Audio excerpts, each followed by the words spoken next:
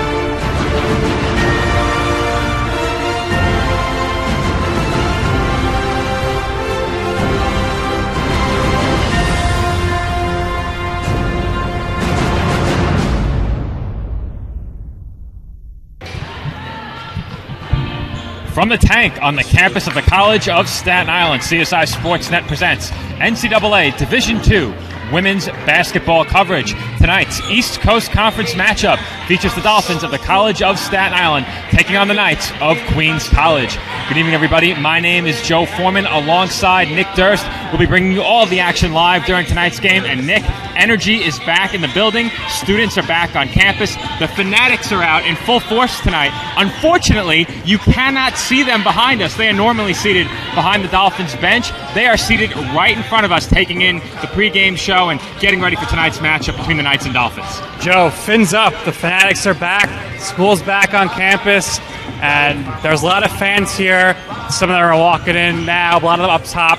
We'll see them during the game. Usually they sit right behind the Dolphins bench, and it's really cold outside. It's winter. Everyone's shoveling, but things are heating up in here in the tank. And unfortunately, Nick, we have to open the night on a bit of a somber note. Ahead of tonight's game, we will be remembering the life of Bugari Sissoko. Of course, a men's soccer player, was an ECC Rookie of the Week winner at one point during this past men's soccer season. He tragically lost his life just a couple of weeks ago, and we will be recognizing Bugari, or Abu, as he was more well known amongst his teammates and staffers here at the College of Staten Island. We will be honoring him with a moment of silence ahead of tonight's game. Yeah, Joe, our thoughts and prayers, of course, go out to him and his family and all of his teammates here. Very tragic, but we'll do a great job honoring him tonight. A lot of his teammates are here in the building tonight, and of course they are hoping to take in a Dolphins win, perhaps another tribute to Bugari's memory, but we'll have more on that throughout the night and ahead of tonight's tip-off. But as for tonight's matchup, the College of Staten Island comes in having won their last game, picking up a victory over a D'Youville Saints team that defeated them earlier this season. Hopefully for the Dolphins, that's a win that can help them get on the right track. Joe, their second win in the ECC, now 2-7 this season in the ECC. So we've got to continue to look to win those conference games. Those mean the most moving forward here for the program. But 4-3 overall in the season. But you mentioned a big win over D'Youville, 65-60. Team had a trip to Buffalo last week. They were up there with the snow and whatnot. But Dolphins did a good job to get back at D'Youville after losing to them earlier in the season. Well, you said it, Nick. They lost to D'Youville earlier this season, and they took that loss to the Saints right here on their home floor. So they're able to travel out to Buffalo and pick up a road victory. A big win for this Dolphins team, finally getting back into the win column. And in that victory, they were propelled by their three-point shooting once again. Joe, three-point shooting this year for the team has been crucial, led, of course, as usual, by Ashley Lambert. She's deadly in the corner. And in that game, she was 4 for 9 from three-point range. Christina Aravello had a great game as well. She had 14 points and was 3 for 7 from three-point range. And overall, the team was 9 for 24 from three-point line. In that game, as you said, Nick, the team 9 of 24 from downtown. That's 37.5%. They also shot 37.5% in that game. So their field goal percentage matching their three-point percentage in the team's matchup with the D'Youville College Saints. But, Nick, shooting has been a struggle for the Dolphins this season. They hope to get on track. Of course, as you said, led by their leading scorer, Ashley Lambert, and, of course, another very familiar face to the ECC Rookie of the Week scene. Yeah, Joe, we also have to mention Jenelise Alarcon, a consistent player for the ECC Rookie of the Week and Player of the Week. She's been great this season, almost averaging a double-double, 10.6 points per game, 9 rebounds per game. She's just been absolutely tremendous for this team. She has, and Ashley Lambert, as we mentioned, she is CSI's leading scorer, averaging 10.8 points per game, barely edging out Alarcon for the team lead in scoring. And for Lambert, she's also shot it incredibly well from downtown all season long. It hasn't just been one game where she shot it well. She has been a consistent three-point threat. Yeah, Joe, shooting 37.4% from three-point range. Most of her points coming on threes. When she's open, opposing defenses better watch out because she is going to make those shots count. And before we turn our attention to Queens College, we do want to implore any of our CSI fans watching back at home, do show up. Take a seat with the Fanatics as they begin to file in over my right free shoulder. Shirts, the Fanatics. Get a T-shirt. Get a T-shirt. Only 350 of these T-shirts Exclusive. Exclusive shirt. Exclusive, that's right. You have to be here to get one. We do have a couple more home games on the schedule, so if you get a chance, of course, come out to the tank. Do make sure you show up with your pass from Cleared 4. All of those protocols are outlined at CSIDolphins.com. But, Nick, we now turn our attention to CSI's opponent tonight, Queens College. They come in struggling, 2-14 on the season, 1-8 in the East Coast Conference, and suffered a defeat in their last game against Malloy. Yeah, it's not been a great season for Queens. They are not happy with the way they played. 2-14 on the season, only 1-8 in the ECC. And you mentioned that last game, they lost to Malloy, lost by over 20 points, 66-44. And it was just a tough night all around for the team. It sure was, but in that tough night, as you mentioned, a double-digit loss, they did have 4 double-digit scores, and that's something to perhaps build upon ahead of tonight's game against the Dolphins. Yeah, and this is something that they're doing well, which is making their big-time scorers score in double digits. Aaliyah Carlson had 16 points in that game. Khadijah Demery, 15 points. She's the leading scorer this season for the team as well, with 12.3 points per game. Nora Gable, 14 points and 8 rebounds in that one.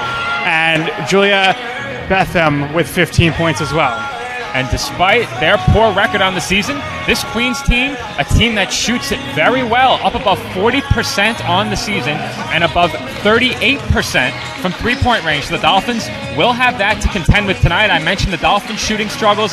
They will have to slow down. A Queens offense, which, as I said, despite their poor record, shoots the ball very well. But as I did mention, we have a pregame moment of silence coming up in memory of Bugari Sissoko Abu of CSI Dolphins men's soccer. So Nick and I will step aside. I will head across the way to lead us in that pregame ceremony in Abu's memory. Once again, coming up next here on the ECC Network, the College of Staten Island takes on Queens College in an East Coast Conference women's basketball matchup. The Kettle Black on Staten Island, a top 5 wing joint in America by Food and Wine magazine. Serving daily lunch and dinner at the bar or on the floor. Perfect for family and group parties with top shelf drink and delicious food. From great times with good friends, live sports and watch parties, to Staten Island's hottest nightlife. The Kettle Black features live music and DJs weekly. The Kettle Black features daily and nightly food and drink specials. The best Staten Island has to offer is at the Kettle Black. We'll see you there at the Kettle Black, located on 415 Forest Avenue, Staten Island. And we are back here at the College of Staten Island, and as Joe mentioned, we are now going to have a great tribute to a great Dolphin, and we'll let Joe take it from here. You hear him over the PA, so take a listen. Welcome the CSI men's soccer team to center court, led by head coach John Carter.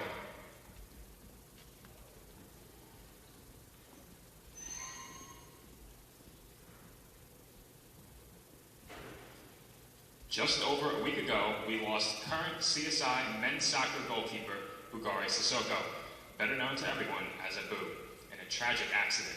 Abu was a young, charismatic person. He was a loved son, brother, nephew, grandson, and teammate. Abu was a member of the CSI men's soccer program and played his youth soccer for South Bronx United, Asphalt Green, and Manhattan Soccer Club. We kindly ask everyone to please join us in observing a moment of silence as we honor the life of number 0, Abu.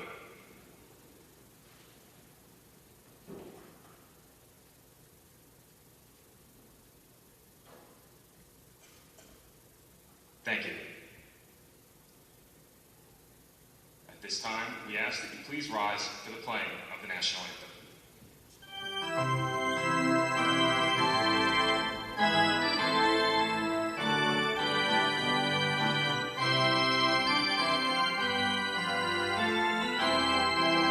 Car is damaged, where you take it is your decision. But insurance companies would like you to think otherwise. While they may have a lot of pull, it may not always be in the best interest of your car. Your car will be fixed right and on time. What insurance company can argue with that? Call Dependable Auto Body at 718-447-4890.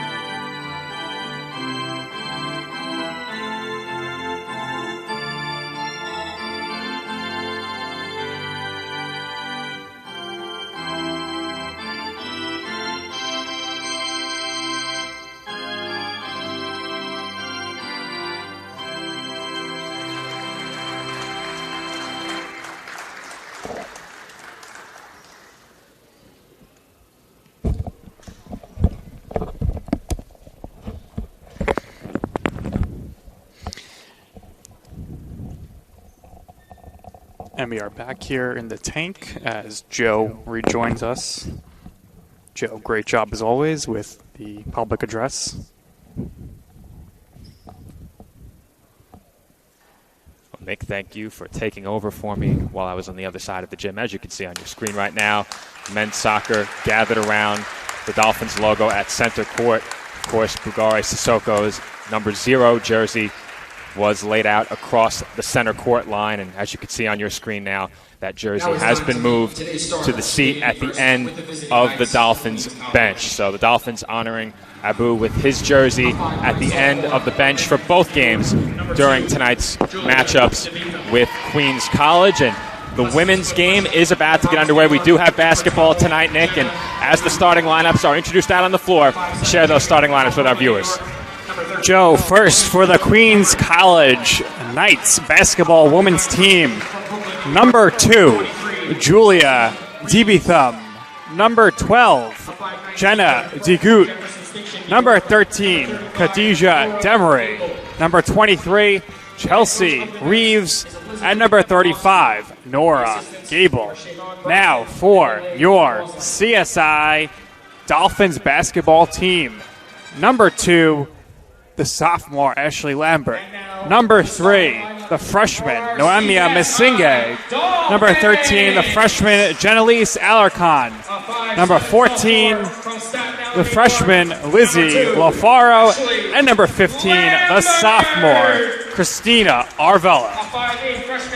Well, thank you, Nick. As I'm getting some of our equipment taken care of, we did intend to have the Fanatics on screen behind us during the pregame show. Unfortunately, they did not file in until after the pregame had ended, but we do promise you that CSI student athletes are gathered behind the CSI bench, and they will be out in full force for tonight's game. And if you missed the pregame show, we are debuting our Fanatics t-shirts tonight. All fans who are seated in that section behind the Dolphins bench received the Fanatics t-shirt, and you and I got to show those off during the pregame show. Joe, very nice t-shirts, and if you're on campus or nearby and you want one, come on down to the game right now and get yours. But as you saw there on the camera, behind the Dolphins bench, that's where the Fanatics are sitting, and you see a lot of blue. Those designs are courtesy of our good friend Joe Balella, an assistant coach for CSI Dolphins men's soccer, of course, a former player, and he does a lot of great work that often does not go recognized for the sports information department here at the College of Staten Island. So I want to make sure that Joe gets the recognition he deserves for an awesome design on those new Fanatics t-shirts. Great looking shirt, no doubt about it. And we're talking about the Fanatics all year, and it's good to see them back here. They definitely make a difference late in the games. We said it during our last couple of broadcasts without many of the student athletes here in the stands. It got a bit quiet down the stretch of games. That will not be the case tonight as we are set to get underway. Dolphins and Knights as Queens College wins the tip. They will possess it first. This is Demery with it, defended by Arvello. She sends it over to Gable. The ball now on the inside as DeBeetham kicks out into the left corner. And Demry's jump shot is no good. Alarcon could not save it, and it remains Knights basketball. Well, Joe, right off the tip there, looks like Masinga actually jumped a little too early, so she missed that. And then nice job by Alarcon to attempt to save the ball, but she was ruled out of bounds, and it stays with the Knights. Knights will inbound with 20 on the shot clock. Queens working it around the perimeter. That's DeBeetham using the screen. She feeds it inside for DeGoot, and her bank shot is good. May have gotten away with a walk or travel there, Joe. I counted 4 steps before laying that one in. Jenna DeGoot opens the scoring. Queens lead CSI 2-0, and I'd be remiss if I did not mention this is a battle of CUNY institutions as Arvelo received that pass and stepped on the baseline. Yeah, Joe, a little bit of the CUNY rivalry kind of renewing here. Queens brings it up, leading by 2. Demry gives it up to Reeves in the corner. Another feed inside for DeGoot. Kick out, open three-pointer for DeBeetham is good, and the Knights have an early 5-point lead. Nice job there by DeBeetham to knock down that shot. Now, these two teams were scheduled to play one another earlier in the season. That game was postponed as LaFaro's air ball is rebounded by Alarcon, who puts it up and in. Well, Joe, that's what Alarcon does. She gets rebounds, especially on the offensive end. It's just incredible the rate at which she rebounds, and she lays it up and in, and she heads to the line for one more. Alarcon to the line for one shot, and that free throw is no good, but she grabs her own miss. Dolphins unable to maintain possession, however, and the Knights look to push, and we will have a traveling violation against Julia DeBeetham stepping into that three-pointer.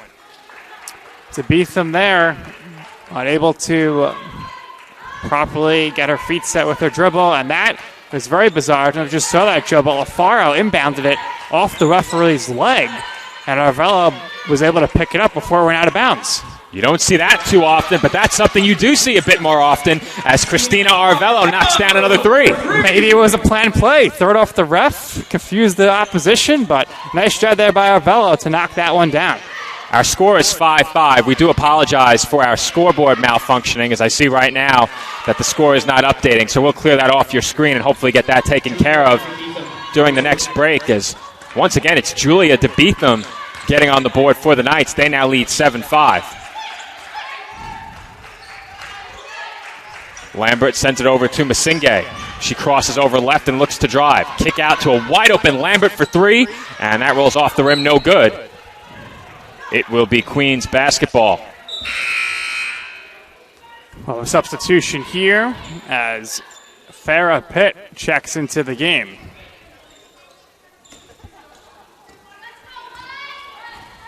First substitution of the night for either team. This is Pitt with it right now. Reeves dribbles to her right. Picks up her dribble, had nowhere to go with it, and LaFaro comes up with the steal. Lizzie on the drive, all the way to the rim, and she lays it up and in. Lizzie with the left hand there, taking it all the way, coast to coast, lays it up and in. Score even at 7. This is Reeves in the left corner, defended by Masinga. DeBeetham into the right corner. This is Pitt. 15 to shoot for the Knights. Kick out by DeGoot, and DeBeetham knocks down another long jump shot. That one a two-pointer. DeBeetham showing off the range so far here tonight. 7 points so far of the Knights' 9. Great start for Julia DeBeetham. This is Arvelo, floater, no good, but she grabs her own miss. Kick out to Lambert, who's left wide open, didn't shoot. Now looks to drive, and Lambert draws a whistle, and CSI will maintain possession. Second foul of the game for the Knights. Foul number 23, Chelsea Reeves, her first, team's second. Arvelo to Masinga. 15 to shoot. This is LaFaro driving baseline. And LaFaro appeared to have lost the handle. She did. It's a double dribble. Yeah, no doubt about that there, Joe.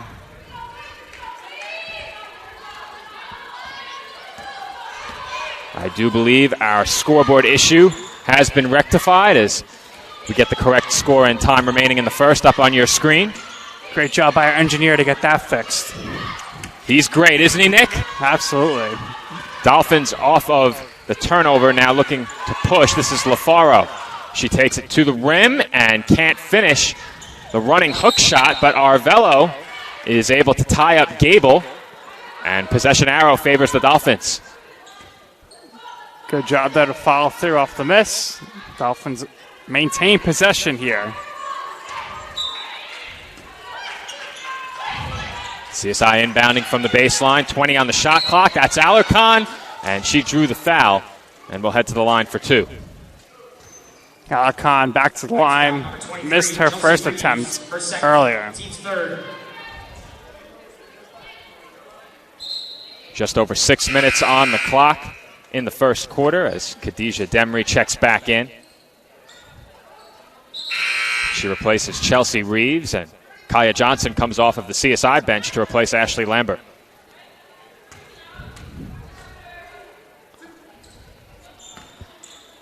Two shots for Jenelise Alarcon. And we have whistles. There's one more coming up from the line. I was baffled as to why all the players began heading back the other way. That's what the whistle was for, because they thought it was just one shot for some reason. Interesting development right there as Alarcon goes 1 of 2 from the line. So a 9-8 game here. 6 minutes in. 6 minutes left in the first quarter. 4 minutes in. A back and forth affair early on as to beat them can't finish off glass. Nearly got it to go. Rebound to LaFaro. LaFaro looks to drive down the center of the lane and kicks out to Masinghe. This is Johnson with 20 on the shot clock. And that drop-off for LaFaro goes straight through her legs and into the Queens bench. Right through the 5-hole there, and it's going down as a turnover. Unfortunate thing for the Dolphins.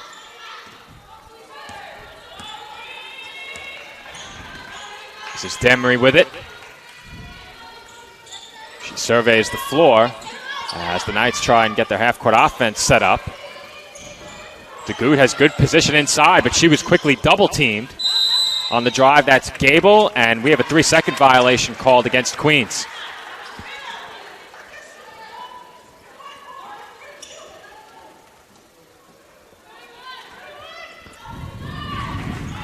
(9-8) our score as we approach the midway point of the first quarter. That turnover for Queens was their 4th. The Dolphins have 3, as Kaya Johnson's first shot is no good. Dolphins shots really not falling right now, but neither is Queens College's. We have another jump ball at this end of the floor. Possession arrow now favors the Knights. Arvelo had that 3 early, Joe, and then from there, it's been a lot of misses, couple layups and some free throws that have contributed to the scoring, and then for Queens, to beat them has led the way, 7 points. And we will have our first media timeout of the game inside of 5 minutes to play in the first quarter. When we come back, Dolphins trail the Knights by 1. Hobra, a taco joint, Staten Island, where we're proud to have shared our family-first spirit with people from throughout New York City and the world. With indoor dining available both at the bar and on the floor. Or step outside for additional seating and an outdoor bar. Serving beer that's crisp, ice cold, and worthy of a day at the beach. Cocktails that explode with flavor. And great food made with the freshest and healthiest ingredients available. Events feature food and drink specials. Live music. And the best of Staten Island nightlife. Your CSI Student ID saves you 10% on your dining order at Hobra. Visit us at 412 Forest Avenue, Staten Island.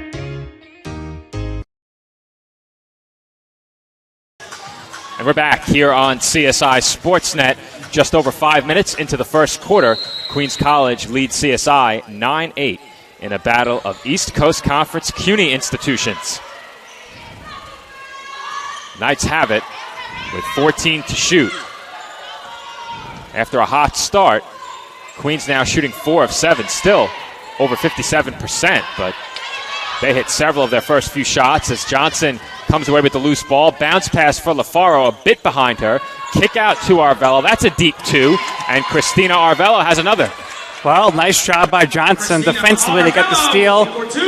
Kicks over LaFaro, who gets double teamed, and that leads to a wide open Arvelo in the corner there for the deep 2-pointer. Arvelo now 2 of 3 with a pair of rebounds. She has 5 to lead CSI in scoring. To beat them inside for DeGoot. Her attempt underneath, no good, and a very quick jump ball called underneath as the possession arrow favors the Dolphins.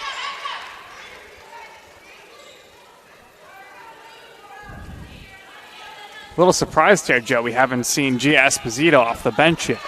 Usually he checks in around the 5-minute mark of the first quarter. Dolphins have 9 players dressed for tonight's game. I don't see Lolo Plamenco on the CSI bench tonight. This is Johnson in the corner, off the feed from Alarcon, and Kaya Johnson knocks down the mid-range jumper. Johnson with the steal on the previous possession, and here gets a nice 2-pointer.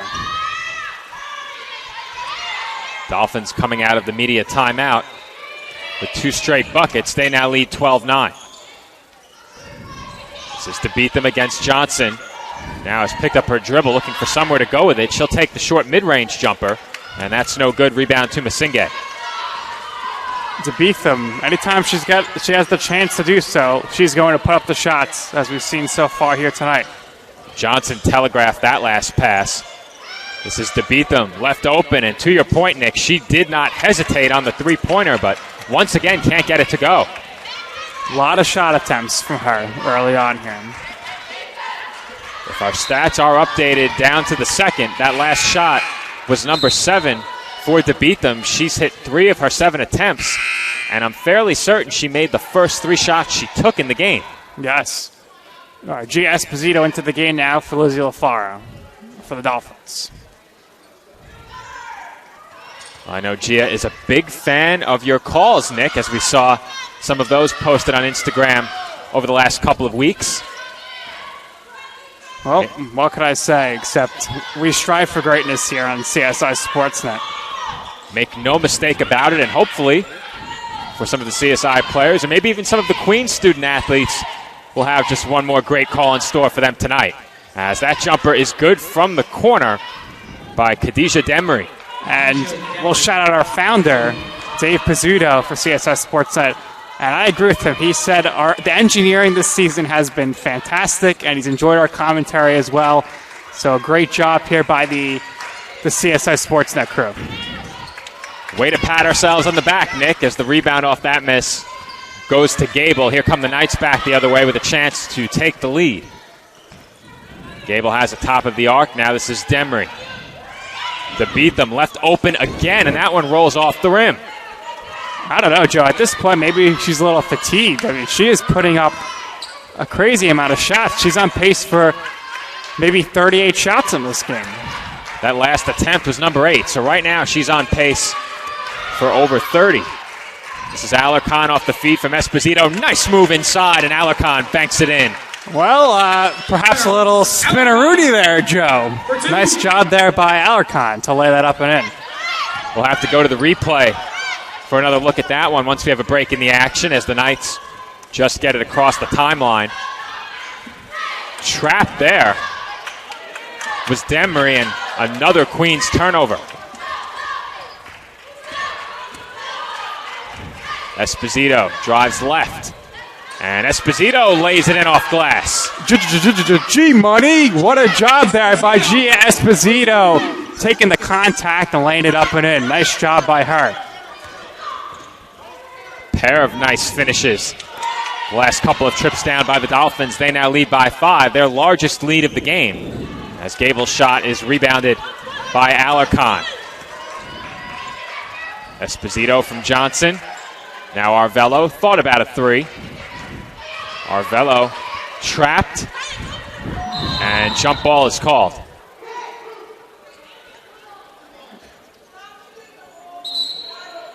And it's going to go to the Knights with possession arrow.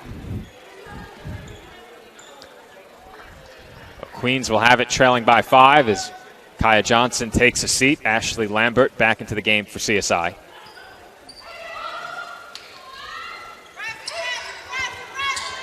Dolphins pressing here. They nearly forced the turnover, but instead it's a 2-on-1 in the paint, and finishing that layup was Jenna DeGoot. Well, nice job there by the Knights to avoid turning it over as the Dolphins were going for the trap, and DeGoot's able to lay it up and in. Dolphins came fingertips away from a steal as we have another jump ball, this time coming off of the Esposito shot attempt.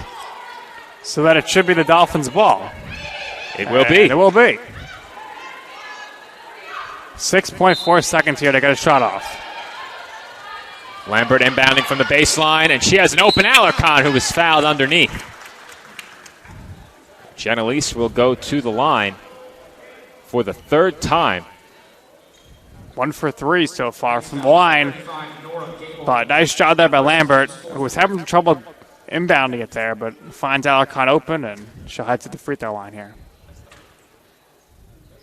2 shots for the multiple-time East Coast Conference Rookie of the Week.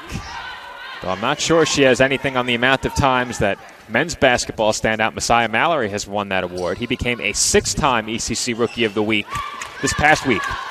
Absolutely. Great job by Mallory so far this season. 2 seconds remaining in the quarter. Deep attempt by Farrah Pitt is no good, and we come to the end of the first quarter with CSI leading Queens 17-13. More East Coast Conference women's basketball on the other side of this break. Fans, we remind you to please wear a mask. If you fail to comply, you will be asked to leave. Thank you.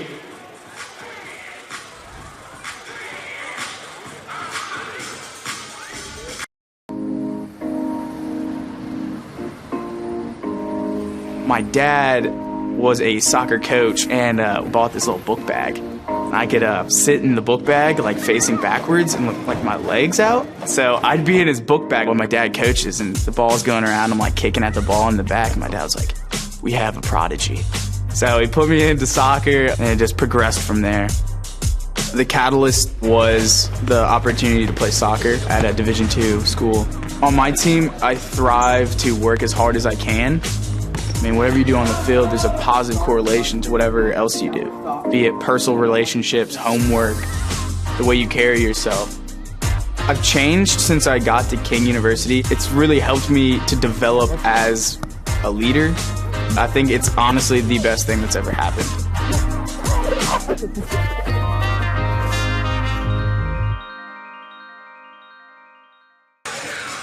And we're back here on the ECC Network. Joe Foreman alongside Nick Durst. And Nick, once again, it was a standout performance for Jenelise Alarcon in the opening quarter for CSI. Alarcon with 6 points and 4 rebounds in the opening frame.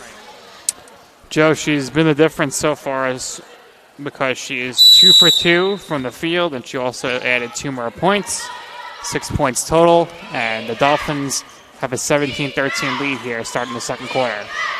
Alarcon leading CSI in points with 6, and to beat them with 7 leads Queens, but that was Demery pulling herself 2 points closer to the team lead. She now has 4. With that make Demery now 2 of 3 from the field. This is Lambert, top of the arc 3. Too strong off back iron and rebounded by Alarcon. Alarcon throws one up off the window and grabs her own miss. Yeah, she just wanted to stack her rebounding total there, but worked out. That's a bad pass stolen by Pitt, and she finishes with the left. Good job there by Pitt to pick that one off and take it down and score. Great defensive play there by Farrah Pitt, getting into the passing lane and registering the easy 2. That make evens up the score at 17. This is Alarcon off the feed from Masinghe. And the left-handed shot is good. It rattles in. Jenna Lease will head to the line for one more. Now Alarcon back to the line here for the 4th time. Knights foul. And I think seven rebounds now for her, so she's closing in on a double-double quickly. Well, Alarcon has been very tough for the Knights inside as you get another look at that last finish by Alarcon. Through the contact and one. She converts on the free throw. Dolphins now lead by 3. Demery hands off to Pitt. 15 on the shot clock. Pitt drives to her left. Gives it up to DeBeetham. Kick out for Gable. Feed inside for DeGoot. And DeGoot makes it look easy as she works right around Masinghe for 2. DeGoot showing off her power there and is able to work around traffic to score. Now with 6 points. DeGoot now 3 of 4 as Alarcon can't convert on the layup. Rebound to DeGoot.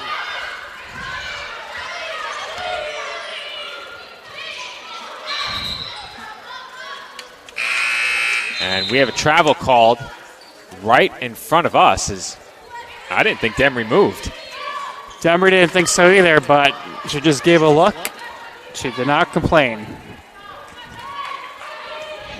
Dolphins lead by 1, 8 minutes to play in the second quarter. As this time it's Demery getting in the passing lane, and she quickly atones for that last turnover with a deuce. That puts the Knights in front by 1. Timeout, CSI. Well, Joe, we've seen that multiple times here to start this quarter, and that is how the Knights have gone on to take the lead here once again at 21-20. Well, the Dolphins just a bit sloppy with their passes, as this time it was Demery who came up with the steal for the easy 2, as you'll see right here. And unable to get back was LaFaro. She gave it her best effort, nearly committed a foul, but a good finish there on the layup by Khadijah Demery. And right now the Dolphins' sloppy play has really prevented them from building upon what was at one time a 5-point lead. Yeah, Joe, they need to do a better job here possessing the ball. More ball security will be key here moving forward. And overall, the Dolphins are not really making too many shots here. They've made some layups, and they gotten points from the free throw line, but other than Arvello, very difficult here for the Dolphins to knock down any regular shots.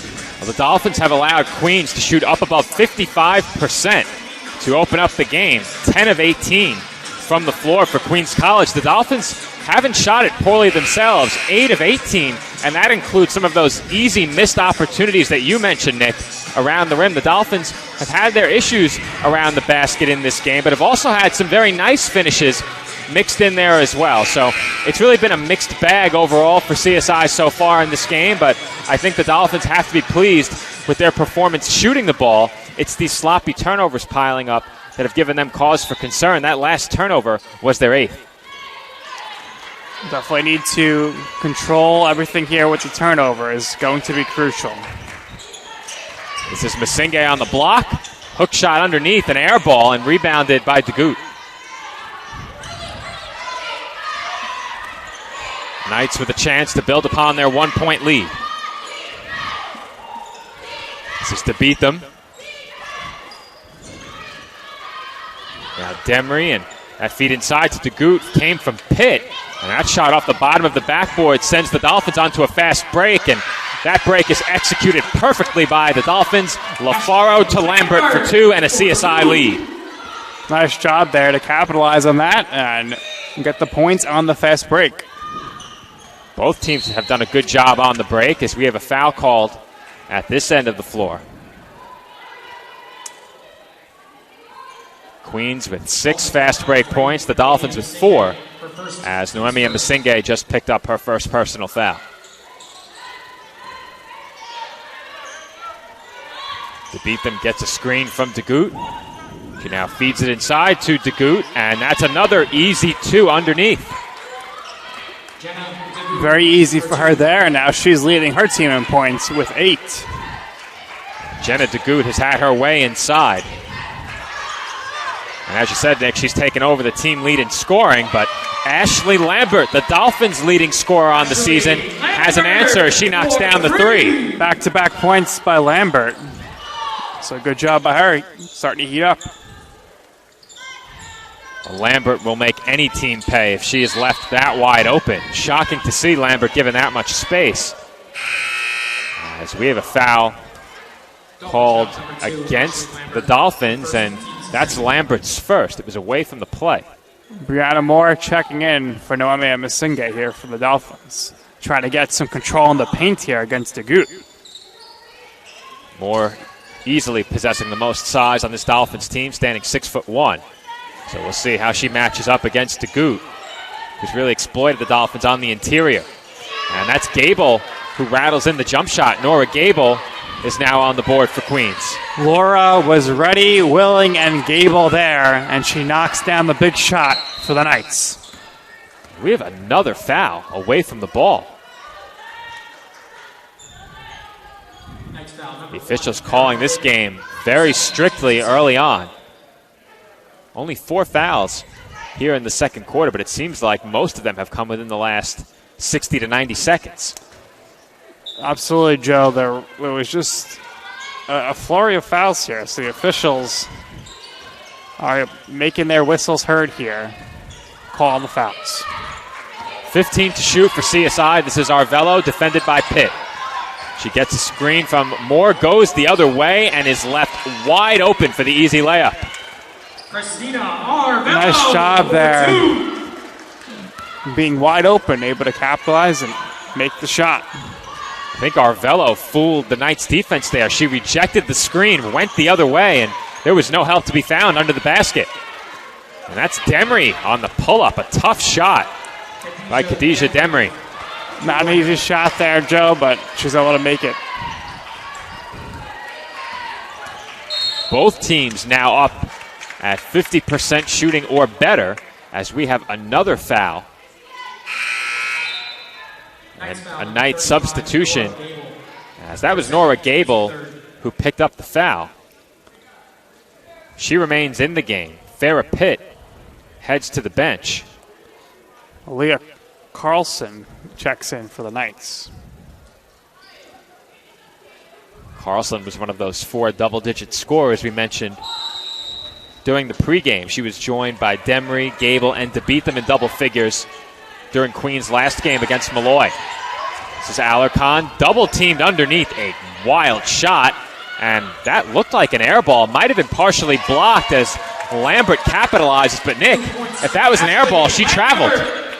Well, it worked out there for the Dolphins. I would assume it was either a block or maybe the referee's discretion wasn't hit the rim for a rebound. And we have another whistle at this end of the floor.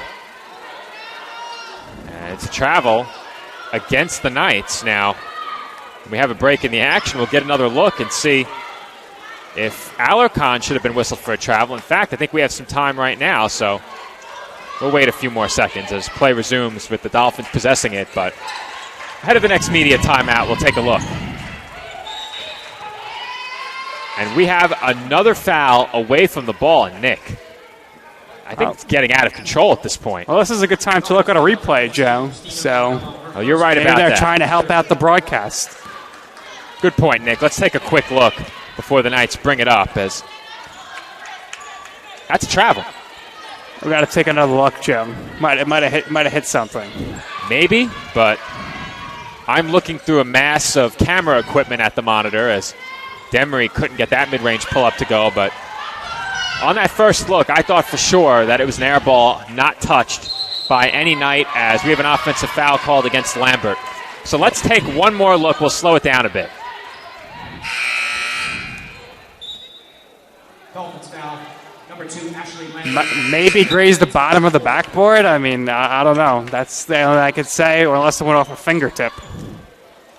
I think on video review, I would rule that a travel. That was not the call. The Dolphins took full advantage, scored a deuce, and that is their lead right now, 2 points, as the Knights have a chance to get even or take the lead back on this possession.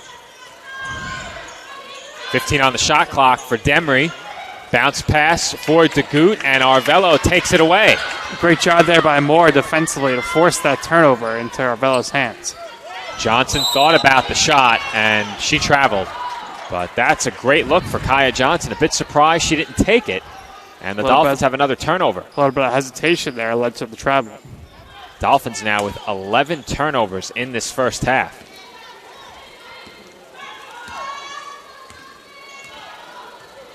They only average 19 per game, so they're on pace to exceed that by quite a bit.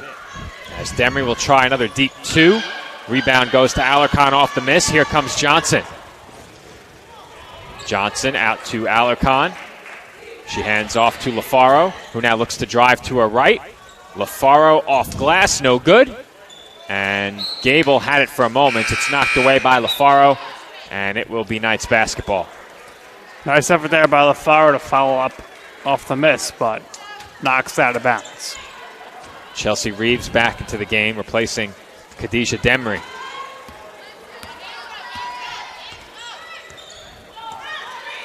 Pitt getting a play call from the bench. And she now picks up her dribble. Tight window to get it to Reeves there. Reeves hands it back to Pitt.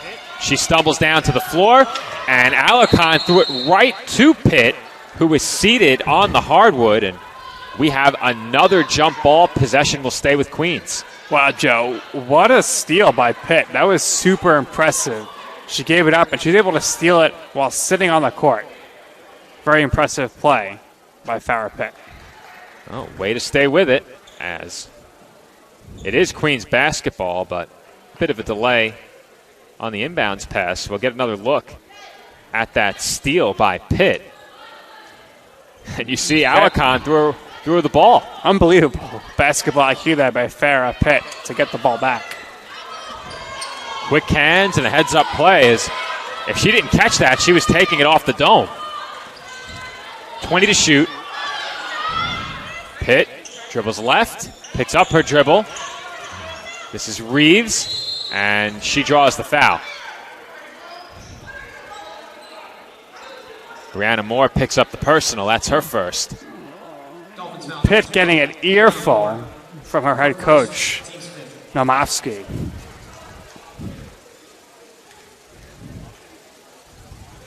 Elizabeth Nomovsky in her 10th season as head coach of Queens College. Nicole Sarcone in her 4th season as head coach of the Dolphins. Neither coach's team able to pull away in this first half. It's been a very back and forth game.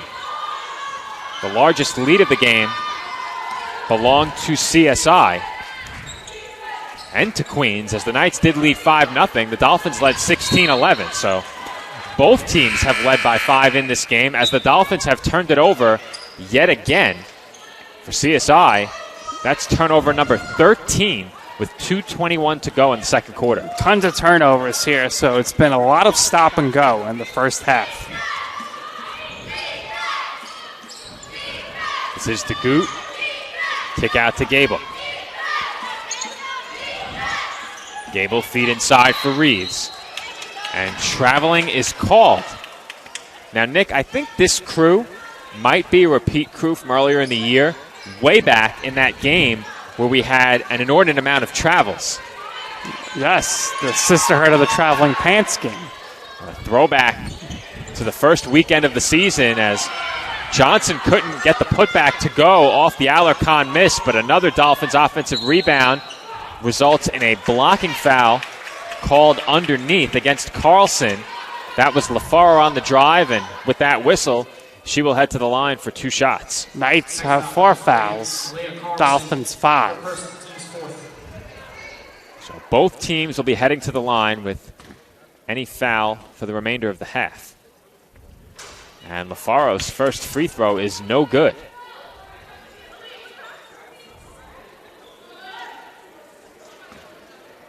LaFaro came into the night a 65% free throw shooter.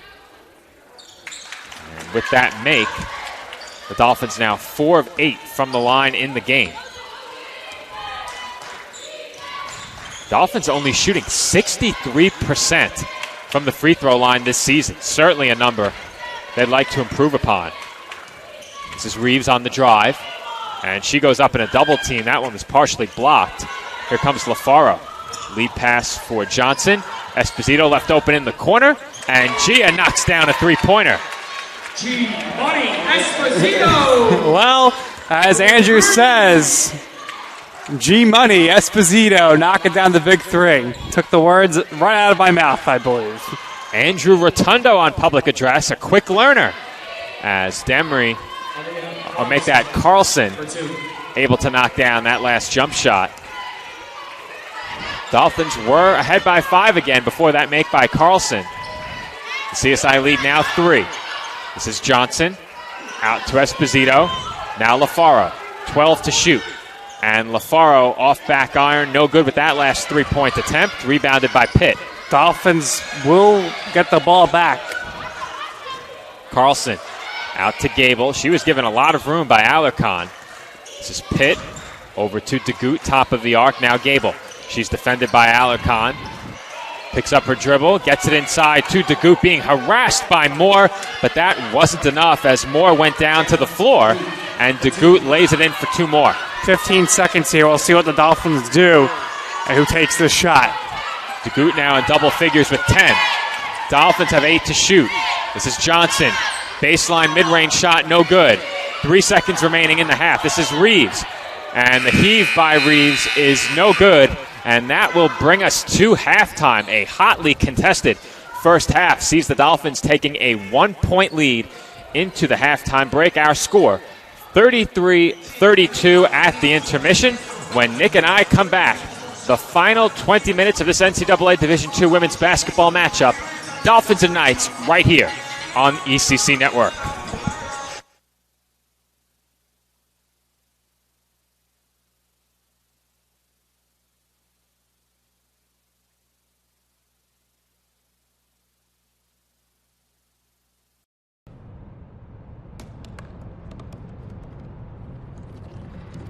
They said I couldn't dream.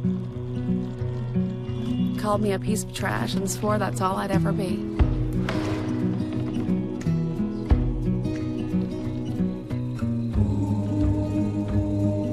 Said a bottle couldn't see the ocean.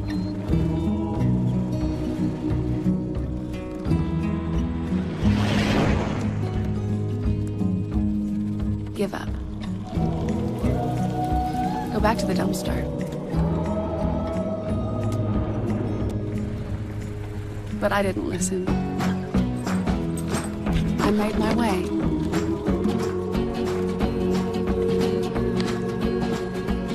And now, I am what I've always wanted to be.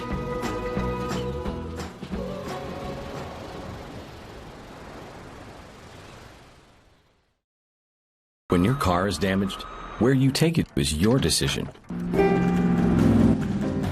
But insurance companies would like you to think otherwise. While they may have a lot of pull, it may not always be in the best interest of your car. Your car will be fixed right and on time. What insurance company can argue with that? Call Dependable Auto Body at 718-447-4898. Hi, Meals on Wheels. I'm Marco. I'm a college student, and I volunteer as a driver for Meals on Wheels.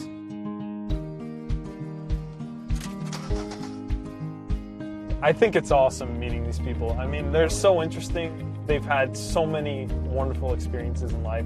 Your community helps to raise you up into the person that you become. Meals on Wheels is a great way to give back to that community. Hobra, a taco joint, Staten Island, where we're proud to have shared our family-first spirit with people from throughout New York City and the world. With indoor dining available both at the bar and on the floor. Or step outside for additional seating and an outdoor bar. Serving beer that's crisp, ice cold, and worthy of a day at the beach. Cocktails that explode with flavor. And great food made with the freshest and healthiest ingredients available. Events feature food and drink specials. live music, and the best of Staten Island nightlife. Your CSI Student ID saves you 10% on your dining order at Hobra. Visit us at 412 Forest Avenue, Staten Island.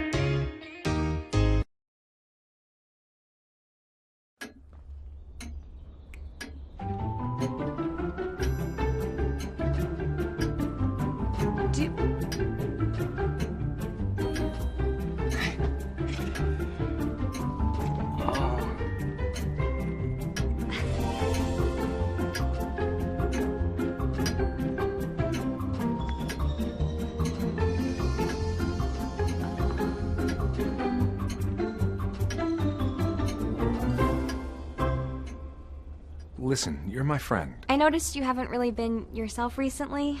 Yeah, I feel like something's up. How are you? Are you okay? Is there anything you want to talk about? I just want to know how you're feeling. And listen, even if you don't know what to say, I'm here to talk. No matter what you're going through, I just want you to know I'm here. I've got your back. When you want to talk, I'm here.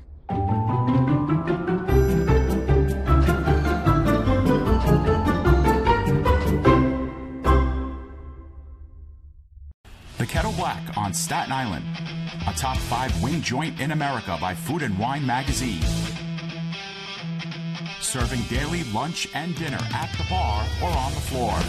Perfect for family and group parties with top shelf drink and delicious food.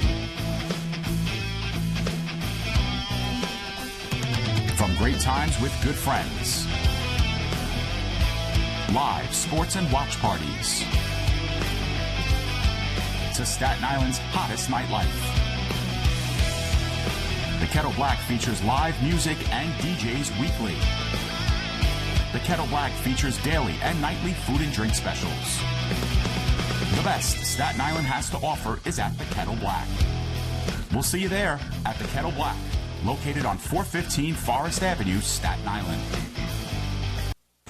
And we're back here on the ECC Network. Joe Foreman and Nick Durst rejoining you from the College of Staten Island with about 90 seconds to go until the start of the second half. CSI leading Queens College by a score of 33-32. Nick, the Dolphins got off to a bit of a shaky start, quickly fell behind 5-0. We're struggling to find the bottom of the net very early on in this game, but they did turn that around, led by as many as 5 in that first half, but overall, this has been a very back-and-forth game. Joe, right now, Queens, they're just doing a great job. They're shooting 55.6% from the field. The Dolphins are only shooting 43.3%, but they have a lead. And you might be saying to yourself, that doesn't make sense with the stats. Well, look at the offensive rebounding totals here. The Dolphins have 9, 5 of which are by Genelise Alarcon, and the Queens College Knights only have 2. So that's been the big story here, the second chance opportunities for the Dolphins.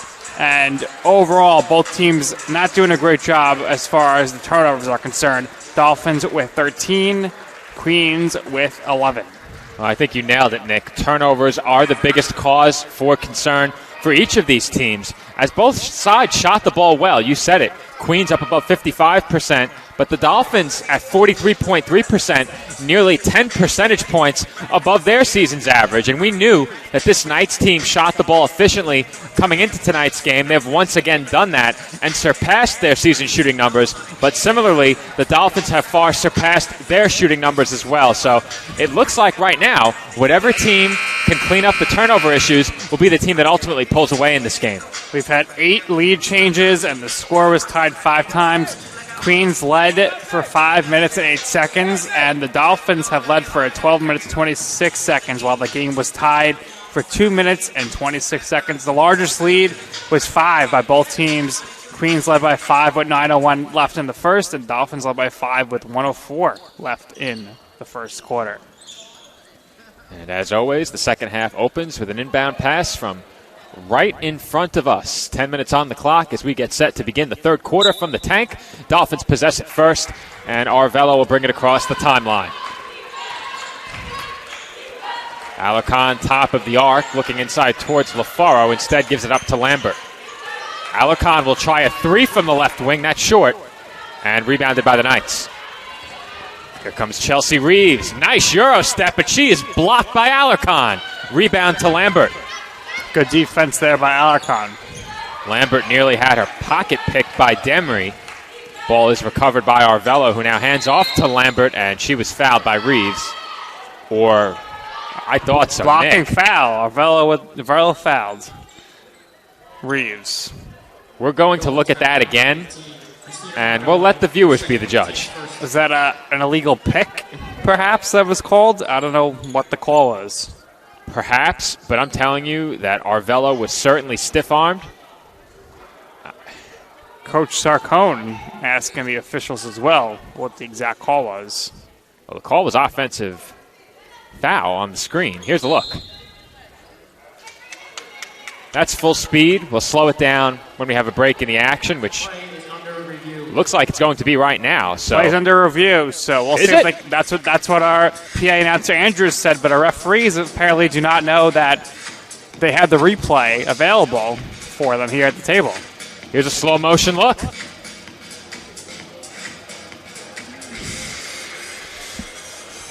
We'll see if I can get their attention to see if they want to check the replay. But the play is under review. I'm going to look one more time as I was looking through our camera equipment.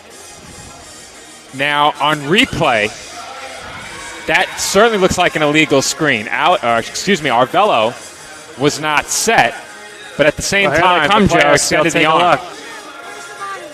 Take a look at this, Joe. All right, so let's get the monitor turned to the queued up, officials. and might have to get that ready to go. So the officials take a look. So what you are seeing on your screen right now is exactly what the officials are saying. So here it comes. You got it nice and slow down for them there. Here comes Arvelo, giving the ball off, and she is elbowed. And we'll whoop it back here. And we'll take another look. Maybe, Joe, just some inconsequential contact there. Doesn't seem like anything was planned, but you've seen both views here. Referees are going to come and take another look as the other official's going to come over, but here it is, Arvelo. She goes to hand the ball off to Lambert, and she is knocked over by Reeves. So it's going to be an illegal screen. Well, Nick, initially, I thought I saw a stiff arm. Upon review of the replay, I didn't see the stiff arm. So looks like I was wrong on my initial impression of the play, and the call will stand. They got it right. So credit to the officials who had it right initially. I, with the far inferior angle and apparently far inferior eyesight, was wrong. So it will remain Knights basketball. Very Sean McVay-esque there with the challenge on your behalf, but the referees got it right from the initial call, and that's what it's going to stand for there. Although I don't think it was Arvelo's intention to do an illegal screen. I think her momentum just took her forward into Reeves. So the question is, Nick, was that a challenge? Because you don't typically see a play like that reviewed. Well, I don't know. I don't know what the rules are for the challenges. I think Sarcone was just like, let's take a look. That's what ended up happening. Thank you. So there's your answer, Joe. It was a charged timeout to the Dolphins. That's a challenge, Nick. I guess there's challenges here. Well, that's news to me. So now, if we have an issue where something they want to look at is not clipped, we would have to go to the secondary video on the ECC network and slow that down. Issue is we don't have that on a monitor, so the question is, I mean, did anybody know about this challenge? That's a great question. Because I didn't. Our last game here ended in some controversy with a three-pointer that was perhaps a foul, but maybe there was some clock issues. So we've seen plenty of big plays this year that haven't been reviewed, only because maybe the coaches didn't challenge. So we'll try to have to get a clarification on that we're getting it during the next time out. I'm going across the way. Our sports information department contact will have to let us know what the deal is. Well, if challenges are now a part of every game's procedure, that is news to me. Might need to get a second engineer over here to help us out and some alternative camera angles. Well, we have a foul once again called against the Knights. Knights foul number 13. So not only are we Denver. here for your viewing pleasure, we're also here for the challenges now, Joe. Apparently so, and I wasn't told about it, so it's a good thing we had that one queued up already. As Lambert throws up what appeared to be an air ball, but Alarcon grabs the miss and banks it in. Genelise Alarcon. And Alarcon, with that basket, now has a double-double. 11 points and 11 rebounds for Genelise, but at the other end of the floor, Jenna DeGoot continues her dominance in the paint. She's also in double figures. She has 12. DeGoot has been unstoppable. Make it 14 as Arvelo's three-pointer's too long, and we have another offensive foul. Fouls are quickly piling up here for the Dolphins. Dolphins foul number 2, Ashley Lambert. Third foul. Well, I said it earlier, Nick. I think this crew is from earlier in the season. We have seen more whistles and stoppages in this game than we've seen in quite some time. Well, I feel like the official who you're about to see cross half court, we've seen quite a bit here this season. Well, I'm certain I've seen all of these officials here before, and this is by no means a knock on this crew. It's just, for me, it seems like an inordinate amount of whistles. That's a deep two-pointer by Aaliyah Carlson, and the Knights now lead by 3. Not sure if these crews stay together throughout the season or if they alternate, but certainly we've seen these officials before. Remarkably, we're only 2 minutes into the second half. Seems like far more than that with the stoppage, as LaFaro is fouled on the drive. Was it in the act of shooting? We're getting whistles here every possession. We already have 5 fouls in 2 minutes and 3 seconds. It's been a long 2 minutes here. And, of course, that's because of the official review before. I think we could call that an expedited review, too. We've seen reviews go far longer as the floater by Arvelo is no good. It rolls off the iron and is rebounded by DeGoot, who's having herself quite the game. 14 points and 5 rebounds for DeGoot. She's 6 of 9 from the floor. And Reeves is whistled for traveling. Well, I think Flo Rida would be a fan of this game because there's been a lot of whistles, one of his hit songs from back in the day. Not sure that's what that song's about, Nick. This is Lambert. 3-point attempt. Off back iron, no good. And it's rebounded by Reeves.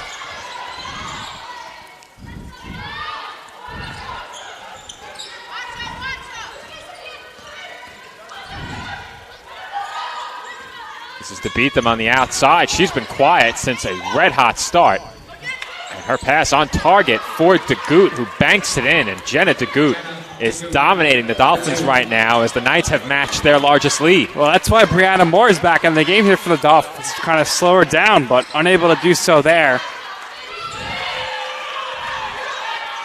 Moore now has it at the offensive end. This is Lambert. Lambert on the pull-up. Short. And rebounded by DeGoot, though we do have a whistle. And I think it's a foul against the Knights. I think it went against Reeves. Make that Carlson. So Carlson picks up her second. It's the team's third. Both teams with 3 fouls in this third quarter as Alarcon finishes through contact and 1 off the inbounds pass. Great She will inbound. head to the line for 1 more. Great inbounds pass there by LaFaro to find the cutting Alarcon, who lays it up and in. And she's heading back to the free throw line. The Dolphins made it look easy on this play right here as Alarcon will head to the line for 1 shot, and she buries it from the stripe. So CSI has pulled back to within 2. And we've seen it more than once this season, Nick. The Dolphins have let games get away in the third quarter, hoping to avoid a similar fate tonight.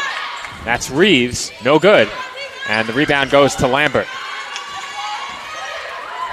CSI with a chance to tie it or take the lead. This is Arvelo for Alarcon, and the Dolphins have knotted up the score at 40. Great job there off Lambert, crashing boards for the rebound. Dolphins go the other way, and Alarcon cashes in. The Dolphins certainly have their supporters over my left shoulder. Chance of defense from the Fanatics, chance of defense from the CSI cheerleaders, and another whistle will bring that to an end as we have a foul against Christina Arvello. That's her second. Here's a look at that last Dolphins basket. Arvello with the assist of Jenelise Alarcon. And Christina will head to the bench, replaced by Gia Esposito at the 5:57 mark in the third. 4 fouls apiece here for both teams in the third quarter. We are barely over 4 minutes into this third quarter. 8 fouls up on the board, and we have a travel. DeBeetham, the guilty party, and it has been a struggle for DeBeetham since the opening minutes. Yeah, she came out guns a-blazing, knocking down all her shots, but has been very quiet since then. Had a really quick trigger as well on those shots. As Esposito with a quick trigger on the three, and she buries it. Let me try to beat Andrew to it here. G-Money, Gia Esposito for three, as she knocks down her second of the game. G-Money has been cashed from downtown in this game.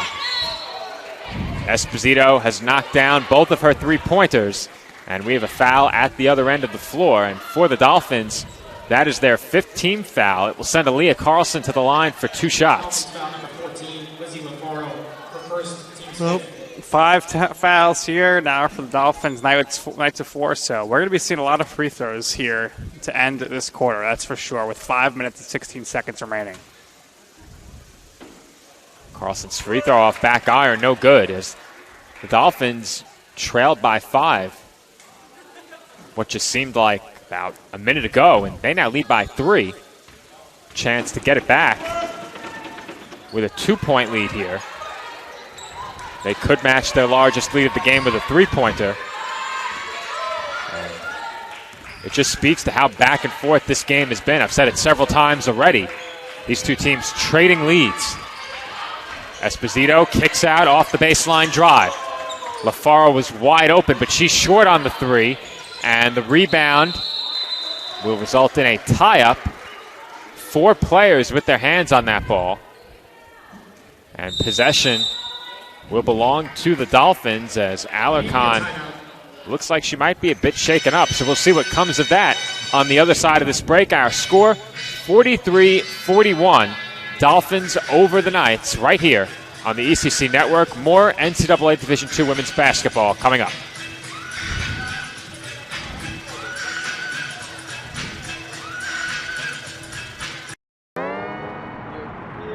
Wayne State Medical School has been my dream medical school since I was 5. Athletics are important, but so is service, so is research, so is becoming a better person. And we expect you to do well athletically, but don't forget the reason you're here, which is to give back to your community and to get good grades. It was my sophomore indoor season. It was the first year with our new head coach. And he comes in and he's like, we could be a national contending team if you guys work hard. And I heard him and I was like, well, I want to be a national champion. I want to be an All-American. And I bought in because he bought into our team. And I qualified to go to indoor nationals. I decided I wanted it, so I went and grabbed it.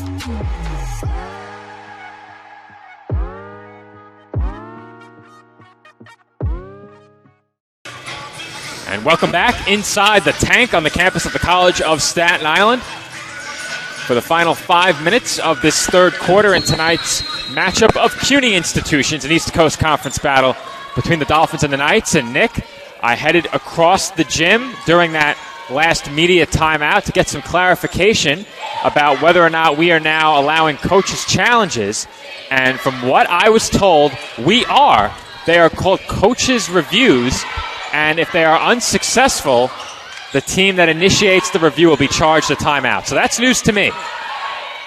We haven't seen one all season, so it was really interesting to see it happen here.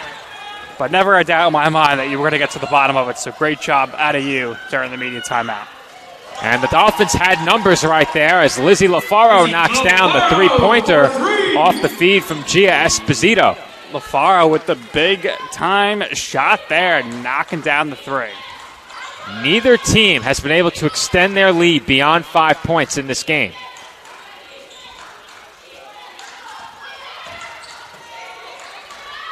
Knights work it around the perimeter. This is Gable. She uses the screen from DeGoot, who now receives the entry pass and was fouled on the catch.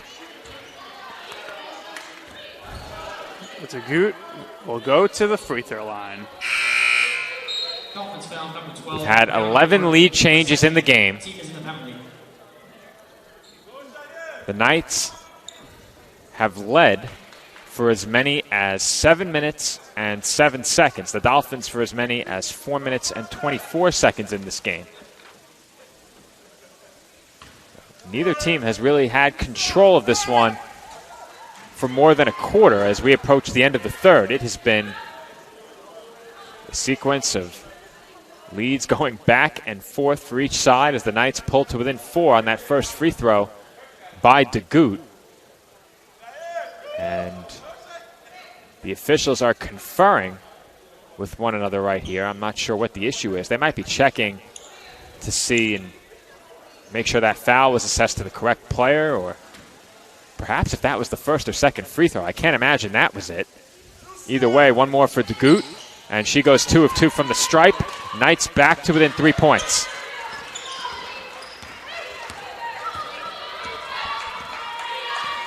Esposito running the point for CSI with Arvello on the bench. 20 on the shot clock for the Dolphins. Lambert to Alarcon, who drives to her left, and she banks it in.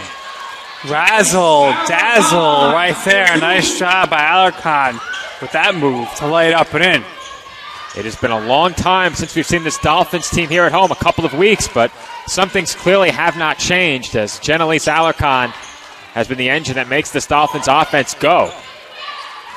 She's had herself another great game and a double-double to show for it as Moore comes up with a rejection, and that's exactly what the Dolphins are looking for from Brianna Moore. Yeah, they definitely want to see more of that from Brianna there, stopping DeGoot.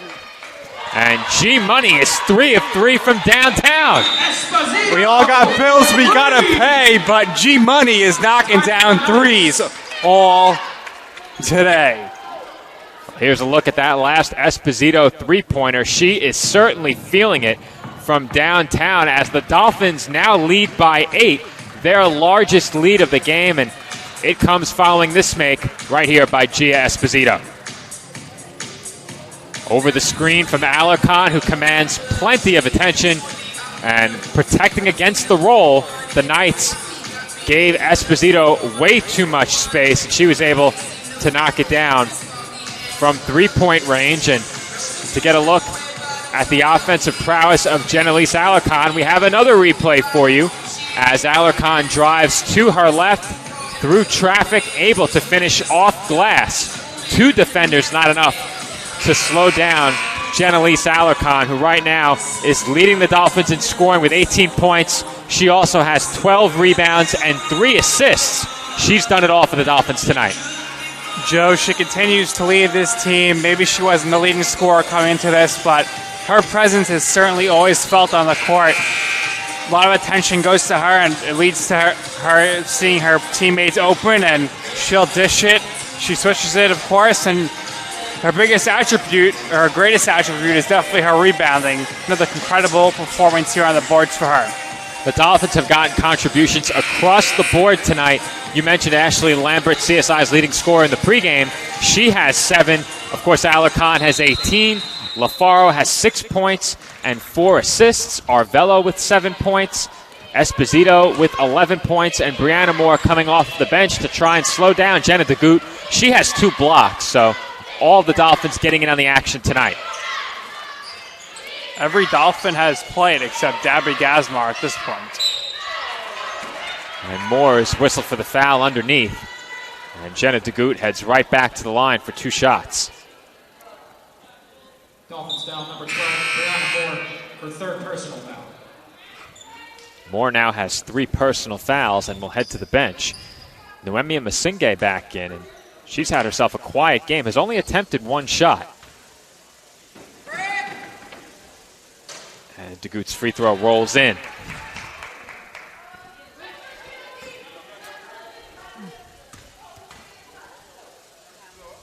Second free throw from DeGoot is good, and she now has 20 points. Dolphins' lead is back down to 6. 2.5 minutes to play in the third quarter. Alarcon defended by Carlson. Looking for Lambert on the cut. Gable defends it nicely. Now off the switch, it's Carlson against Lambert.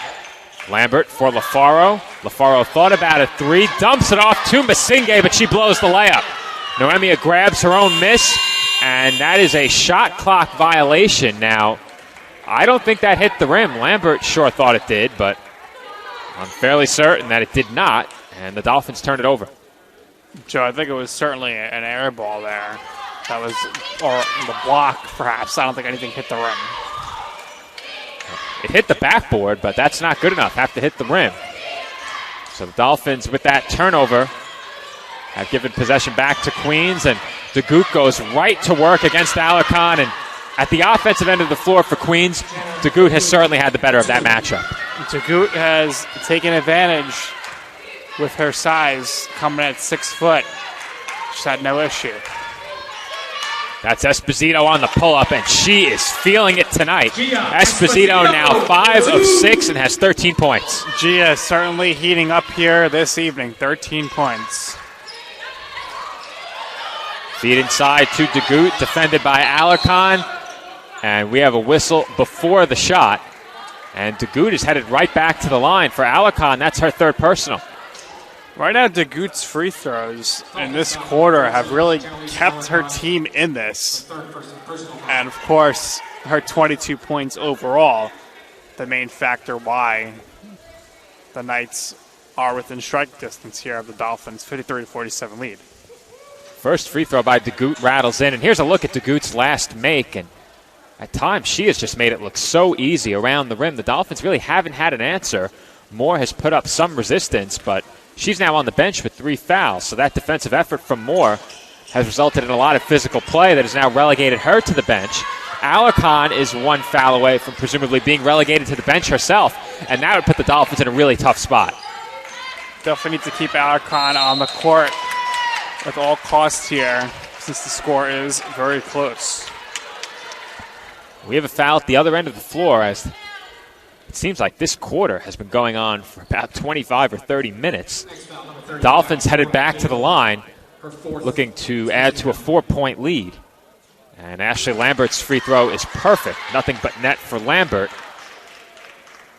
who is an 87% free throw shooter. That leads this Dolphins team. And she goes 2 of 2 from the stripe. Dolphins back up by 6. Good job, Barry Lambert from the line to capitalize on the opportunity. Dolphins in a 2-3 zone. Demery wanted a screen. Instead, Gable wide open in the left corner. That shot not close, but DeGoot banks it in off the offensive rebound. She now has 26 points. DeGoot easily able to get that rebound there, and no issue for her scoring off the rebounds. I think Alarcon is being forced to play a bit tentative right now, trying not to pick up that 4th foul. That should open up some rebounding opportunities for the Knights. And there's a great feed from Esposito to Alarcon for the easy 2. Alarcon for 2. Gia with some great court vision there, and Alarcon, as we've seen her do all game, be able to lay that in with the left hand. What a game. Gia Esposito has had herself off the Dolphins bench. She has made the right play at every opportunity. But at the other end, it's Aaliyah Carlson from downtown. We have a 3-point game. 1 second on the clock, and LaFaro beats the buzzer. LaFaro for 2. Well, what a finish. Tremendous finish there.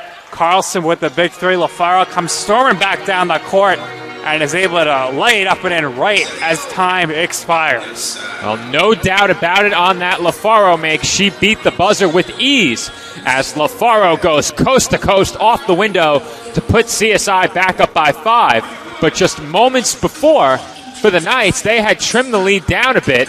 Or I should say moments before that Knights basket, which did trim the lead down. It was Alarcon who finishes off the feed from Esposito. At that time, we had ourselves a 5-point game. The Knights cut it down to 3, but CSI will take a 5-point lead into the fourth. Our score at the end of the third, the Dolphins 59 and the Knights 54. The conclusion of this East Coast Conference matchup coming up next, right here on the ECC Network. If I lose, I'll respond with respect. If I win, I'll back it up with humility. If I fail, I'll rise up with honor. It's tough for us to put it all on the line. Don't undo my hard work with poor sportsmanship. Respect. It's the name of the game. And stop to make sure someone is okay. Get in the way and disrupt the situation. Notify an authority. Or walk them home safely. We can change the language around rape. We can make campuses safer for our teammates, our friends, and our classmates. We cannot be bystanders. Taking action isn't always easy, but it's on us to intervene. Because we can. Learn more and take the pledge at itsonus.org.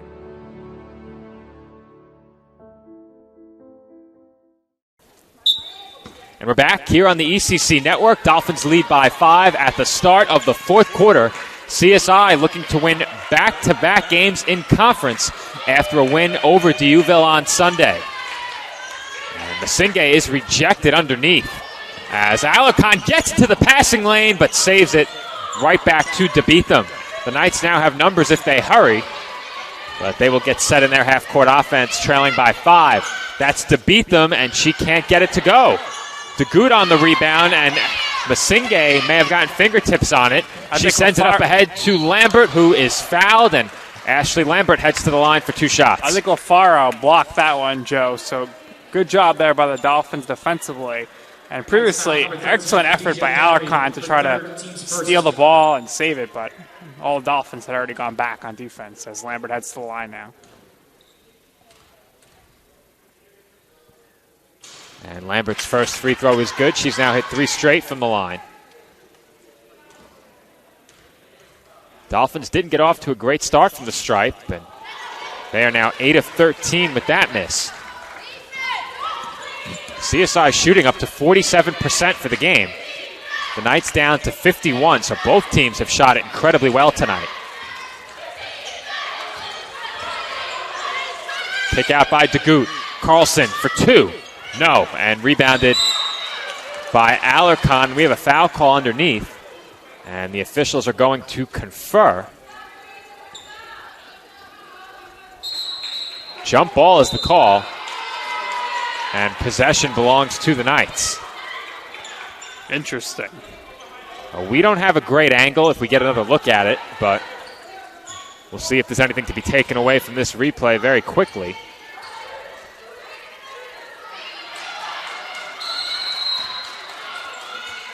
Let's take a look.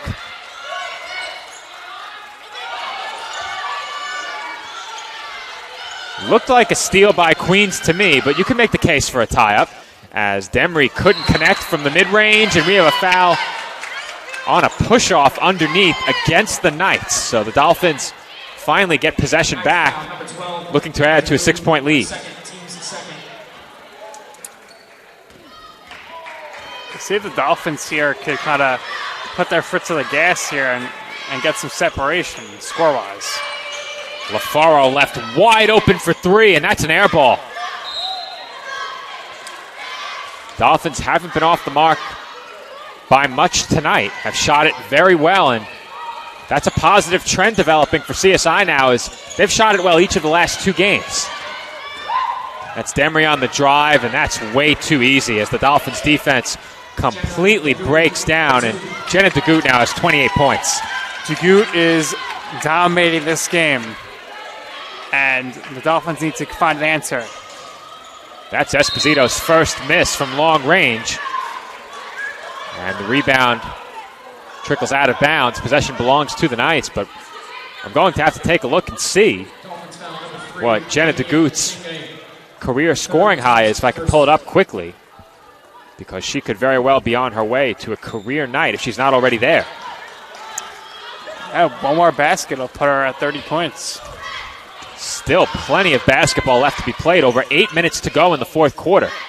Dolphins lead by 4. Bounce pass for DeGoot was stolen by Masinge. She's been very active tonight at the defensive end. As Esposito had that pass knocked down, Lambert will try it off the feet from Esposito, no good, and rebounded by Carlson.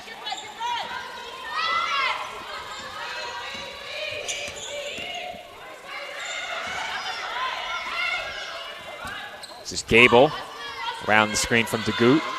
Now Demery.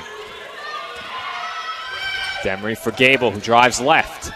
And the floater rattles out. Tough break there for Gable and the Knights as CSI has it with a chance to extend their lead past 4 again. Good bounce pass there from LaFaro, and blocking foul is the call underneath. Bit of a late whistle, but the right call. Dolphins maintain possession here. Knights foul, number 12. Lambert's going to the line, so... Oh, no, she's not. She's just standing at the line. I don't think she was in the act of shooting. She thought it was going to be a free throw, but now she's going to inbound. Lambert looking for somewhere to go with it. Sends it to the left wing. Esposito kicks it out. And Lambert was fouled. That's 14 fouls on the Knights with 7:15 to play in the quarter.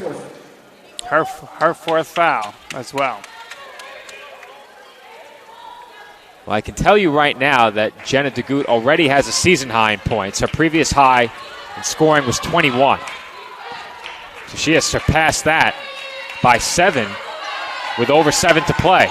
This is Lambert open in the left corner again for 3, and she knocks it down off the feed from Esposito. Who's that kid in the corner? Lambert is. Leave her open, and she will knock them down. Big 3 there by Ashley.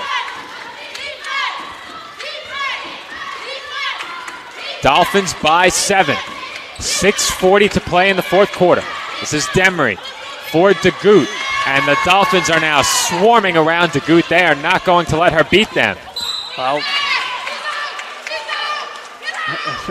she's, as our fans here are indicating, Khadijah Demery has fouled out of the game. So she's out now. But as far as DeGoot, Joe, this is definitely a career high because she is a freshman.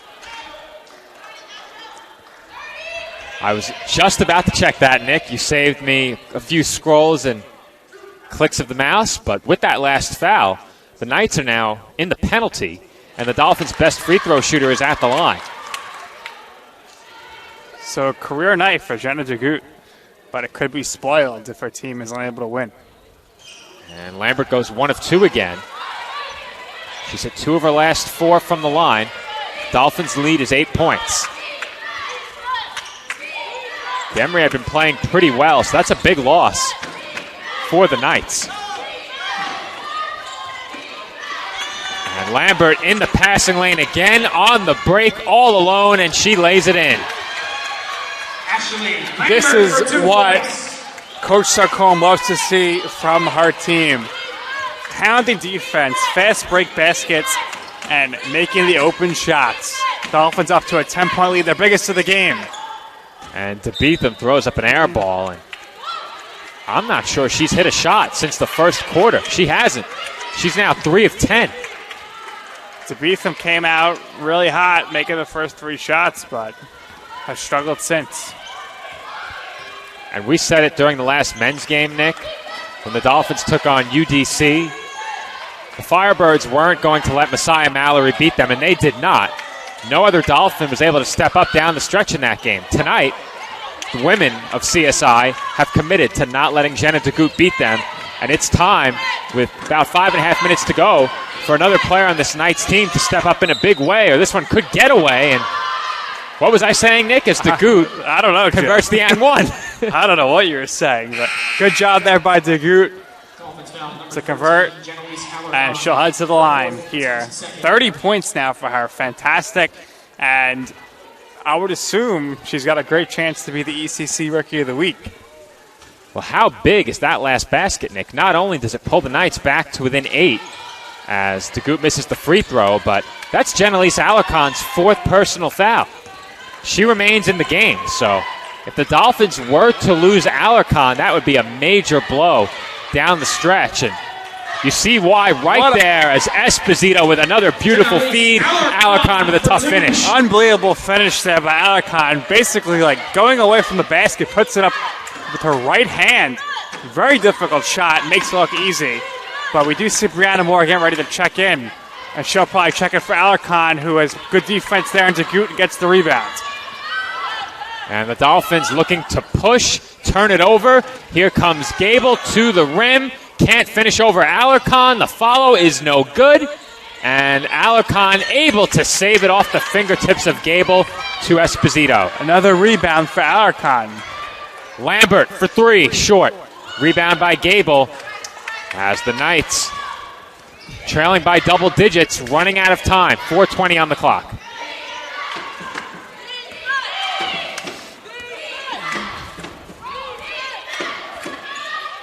Reeves for Carlson.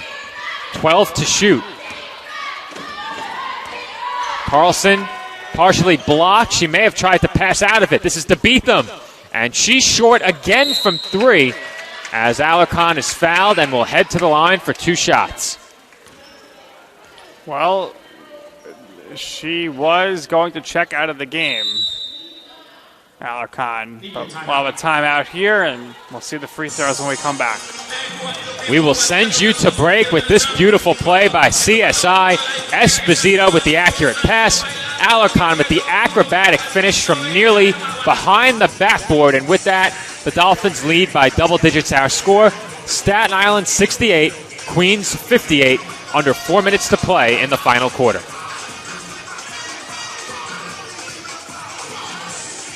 In NCAA Division II, community engagement is an initiative at all 25 national championships because student athletes want to give back while competing for a national title. Over the course of the year, Division II student athletes have an opportunity to leave a lasting impression in local communities throughout the country.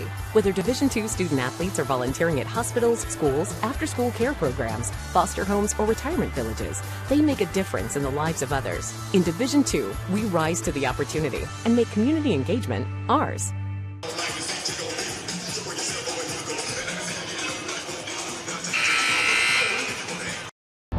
Being a champion takes more than skill, more than endless drills, more than using your head. Being a champion takes the heart to give it your all, the agility to thrive from any angle, and the relentless drive to be the best. Welcome to Division II, where the pursuit is yours to create, and the question isn't, can you do it? It's, will you?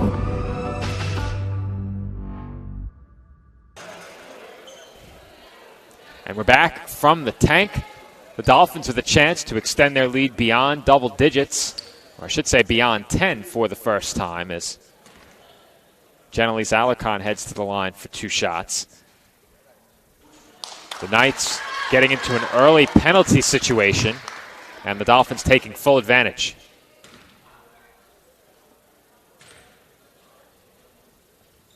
And Alarcon's second free throw rattles out.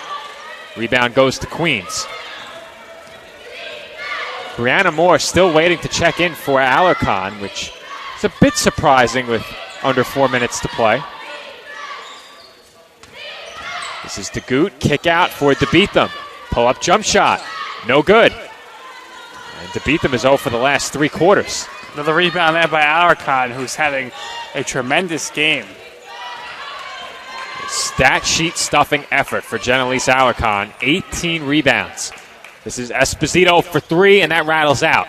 And the rebound goes to DeGoot. 23 points for Alarcon. As you mentioned, 18 rebounds, 5 of those offensive. And then she also has 3 assists, 3 blocks, and a steal. Doing it all today. it's been a great night for both Alarcon and Esposito, as Esposito's block doesn't result in a stop there. Tough break for the Dolphins, as DeGoot now has 32 points, keeping the Knights alive for at least one more possession. And this would certainly help if Reeves can finish. She's going up against Alarcon and lays it up and in. Good job there by Reeves to convert on that tough make. Brianna Moore still hasn't checked in, but she'll be able to check in after this timeout. But the Dolphins want her checking in, getting the possession here at the offensive end, coming out of this timeout, leading now by only 7. As you'll get a look right here at that last sequence. First, the Knights with the basket off of the miss, so that put the Dolphins ahead by 9 points. And then with the following make, the Knights pulled to within 7 following a CSI turnover. So the Dolphins had the stop, leading by 11, don't secure the rebound, and now lead by 7. Still plenty of time left in this one, Joe. So Dolphins need to do a better job there in that aspect.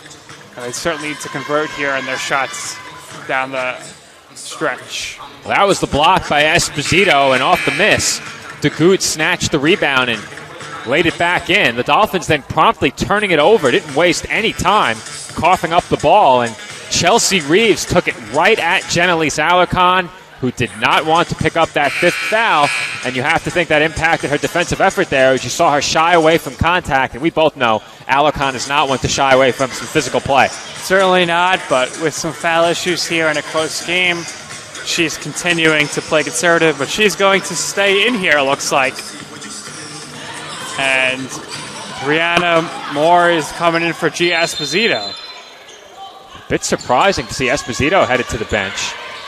She's done a great job running the point as Lambert is trapped. Lambert had it taken away, and then jump ball was called. Possession belongs to the Dolphins if it's a jump ball. Absolutely. What a break for the Dolphins, as it looked like Carlson had cleanly stripped the ball away. Good effort by the Dolphins to tie it back up, and now they easily navigate that press. This is Lambert. Needs to try and shy away from that double team. Arvelo with 12 to shoot. A basket here makes it a 3-possession game if the Knights connect on all 3-pointers. Otherwise, more than that, as Alarcon can't finish, but Moore does, and the Dolphins' lead is 9. Tremendous shot there by Moore. Referees call a timeout, though. We have an injury. Looks like a injury to the tooth, perhaps, of Julia DeBetham. But, Joe, I was going to say that I think with it being close, the Dolphins decided, let's keep Alarcon and Moore in the game. We can give Alarcon a break defensively, let Moore be the force down there, and we can keep Alarcon in for offense. But there, it was Alarcon's offense leading to a rebound by Moore, who laid it up and in. Well, I would have been surprised, like I said, ahead of coming back from the timeout, to see Alarcon leave the floor with the Dolphins inbounding coming out of the break. And I was right to suspect she would remain in the game. Alarcon did stay in, attempted the first shot, but Moore cleaned up the miss and put the Dolphins back ahead by 9. I do agree with you, though, Joe, that I'm very surprised to see Esposito on the bench here to close this one out. She's really been a catalyst off the bench here tonight, and has been a big reason for the Dolphins' success so far in this one. Arvelo picked up a 3rd foul, came out of the game, and didn't get back in until there were just over 2 minutes remaining. Now 1:45 on the clock, 12 to shoot for the Knights. They need a basket here, and that's a tough shot that rattles out. Reeves almost got it to go, and the Dolphins would be wise to dribble out as much time as they can, and Reeves has whistled for the foul. So the Dolphins can ice this one from the free throw line, as Arvelo will have 2 shots from the stripe. Big free throws coming up here. And we'll see who, if anyone, we get for a post-game interview. I would assume we'd be getting Jenelise Alarcon after her amazing performance. She would not be a first-time guest as Arvelo rattles it in. We only have a couple more home games left, so for the sake of giving everyone a chance, Maybe they send us someone else. Maybe G Money comes over. Maybe. Has that opportunity yet. Dolphins by 11 after Arvelo hits a pair from the line. Knights have to work quickly, and to beat them is finally back into the points column with her first basket since the opening quarter. Timeout Knights. Big basket by her. 3-possession game, 1:24 on the clock, 30-second timeout. So Nick and I will take a quick break. When we come back, Dolphins lead the Knights by 9 as CSI looks to close out their second straight win. Being a champion takes more than talent, more than the perfect pass, more than using your head.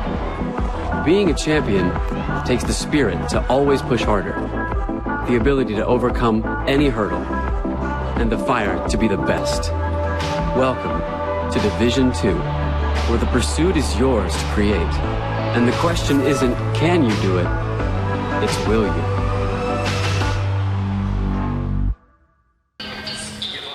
And we're back on the ECC network. Dolphins lead by 9 as CSI is looking to close out back-to-back victories. Dolphins have not won consecutive games yet this season. That won't help as CSI immediately turns it over, commit a foul, the clock is stopped, and Chelsea Reeves heads to the line for 2 shots. That's the best way to get back in the game if you are the Knights here. Score with the clock stopped. That may have been the only way to ensure that the Knights had a chance in this game. Turn the ball over, but Reeves does not help the Queens' cause with that missed free throw. Gia Esposito is going to check back into the game, and I have to believe that's to help the Dolphins perhaps navigate this press and get the ball up the floor more efficiently. As DeGoot grabs the miss but can't finish the putback. She goes up again and can't finish. Moore pulls it down, and I think DeGoot was whistled for the foul.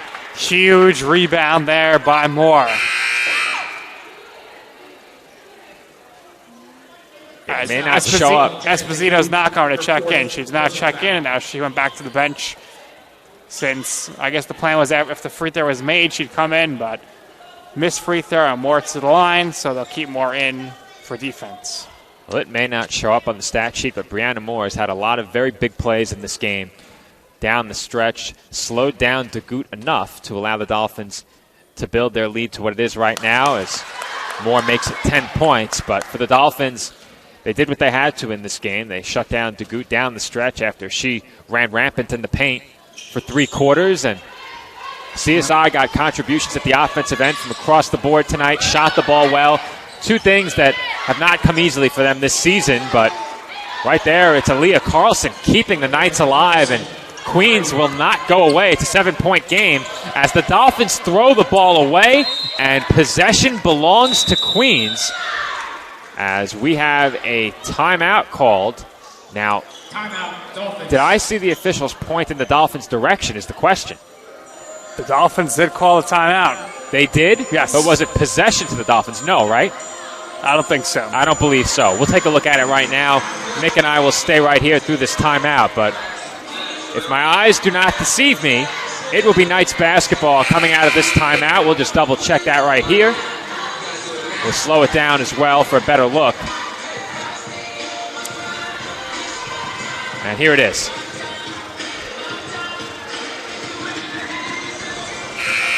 That's Knights basketball, no doubt about it. So Queens will have it coming out of this timeout. The official must have been signaling that it was the Dolphins who called timeout. So CSI will have 1 timeout remaining. The same goes for Queens. The Knights will inbound right in front of the CSI bench. 54.4 on the clock. It's a 3-possession game, so going to be very tough for the Knights as Carlson tries another 3, nearly banked it in, and the rebound goes to Moore. See if Queens fouls. No, they're in the half court. Doesn't appear like they are going to attempt a foul. And they force the turnover. Oh, Alarcon's able to recover it, so no turnover there. 10 seconds left on the clock for the Dolphins. A scramble along the far sideline as there's a stiff arm by LaFaro, and Alarcon couldn't finish in midair as we had an alley-oop attempt from almost half court. LaFaro to Alarcon, and on the follow, Alarcon was fouled. Yeah, Joe, I'm not too sure there that the shot was off before the shot clock went off, so appeared that maybe the Dolphins got away with one, but it was very close. Almost an awesome play there by Alarcon, but she goes to the line here to officially put this one on ice. Well, I am conversing right now with our Director of Athletic Communications, Joe Masha, and I believe we are going to be joined by Gia Esposito for a post-game interview. Esposito, one of 3 Dolphins in double figures tonight. And it is my understanding that she's been wanting to do this for a while, so she will get her opportunity to come on over and talk to us here on Sportsnet. So let's get our third headset situation sorted out here. We apologize if there's a bit of an echo with the audio, but we just need to make sure that our third headset's ready to go. And it sure is, so it passes the sound test. And we'll be hearing from Gia Esposito shortly, following what appears as if it's going to be a Dolphins victory, CSI by 9 with 16.9 on the clock. We'll certainly ask Gia about our PA announcer Andrew Rotundo's unique call for her three-pointer earlier. Well, I'm going to ask if G-Money is the nickname we're going with moving forward. Well, I can verify that Gia's Instagram name is G-Money, so I would think that would be the case. Seems like a safe bet then, Nick. Now we'll have to get the favorite call. Is it your call that was posted to Instagram or Andrew with the G-Money on public address? That is missed by Reeves underneath. DeGood on the follow, throws it off the bottom of the rim. Ball goes out of bounds, and possession belongs to CSI with 8.5 remaining, as the Dolphins will likely be able to dribble out the final seconds of this game. Make it Knights basketball, so thought the officials pointed in the other direction. That was my error. Knights with 7 seconds to make something happen. This is Carlson into the corner for Gable. Bounce pass to DeGoot, and she can't finish. So DeGoot will finish with 32 for Queens, but that is not enough, as Alarcon had 24, Lambert had 16, Esposito had 13, and the Dolphins win it 76-67. Great job by the Dolphins in the second half there to close it out. Tremendous by them, and they come away victorious. And for the first time this season, back-to-back victories for the Dolphins. And here comes Gia Esposito. She's very, very excited for this one, Joe. And I'll see if we can get a better camera angle for this interview. Thank you for that, Nick. I'm not sure we've had a player ever make it over here faster after a game. Usually people are running away from us in the postgame, but Gia, congratulations on the win. The first time the team has won 2 straight this season. How important was it for your team to come out and follow up Sunday's win with another win tonight?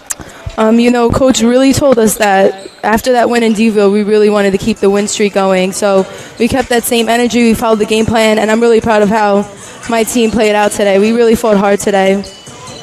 All right. Well, Gia, on Staten Island everywhere, really. The banks closed around 5, but G-Money was operating for business tonight. Straight cash out there, knocking down the big threes. How are you able to have that energy off the bench and give your team a big spark? With the help of my team, I mean, I've had a few slumps here and there throughout the season, but with the help of my teammates, keep picking me up. They give me the green light. Coach gives me the green light, and whenever I have the ball in my hands, I know that I got to shoot or I got to find ways to get my teammates open. Well, speaking of getting your teammates open, you and Jenna Lee seem to have really good synergy out there, working the pick and roll game. How much do you work on that, and how do you view your role as a facilitator? Well, at first in high school, I really wasn't a facilitator, so I wanted to make sure that was a goal of mine when I came into college. And with Jen, me and her, we have talks before games, after games. We really try to look for each other, and I think it works out really well. Gia, first win streak of the season here, 2 games in a row. What can the team do to build upon this momentum and finish out the season strong? Keep going. I mean, we had meetings with Coach before about what we want our identity as a team to be, and I think we're really doing a good job following through that, being a team with unity, aggressiveness, and discipline. All right, Gia, thank you for joining us. And, of course, we know Nick likes to post his calls to Instagram, so be on the lookout for more of those. We know you like them. Thanks for coming over. Thank you. Can't wait. Gia Esposito, the leading scorer or I should say one of the leading scorers for the College of Staten Island tonight, but the leading three-point shooter for the Dolphins on this evening. She was red hot from long range. Her and Jenelise Alarcon playing a very solid two-person game at the offensive end of the floor, helping the Dolphins to a 9-point victory tonight. Jenelise was the leading scorer for CSI. She had 24 points, and I think she finished with 18 rebounds. We'll double-check that right now. It was 19, Nick. And, Joe, she played every second of the game, all 40 minutes, despite the foul issues. And you don't see that too often either, Nick. But like I said, Gia Esposito, the first player to run over here. Usually the players are running away, so we appreciate Gia coming over. And for the Dolphins, it is a big win over the only other Division II institution out of the City University of New York system. CUNY rival Queens College coming into the tank, and it is the Dolphins coming away with the victory in our women's game, the first game of two tonight here on the ECC Network. So Nick and I will step aside, and in about 10 minutes, we will rejoin you for the men's game as both men's teams have begun warming up out on the floor. Our women's game ends in a Dolphins victory, CSI 76, Queens 67. NCAA Division II men's basketball coming up next right here on the ECC Network.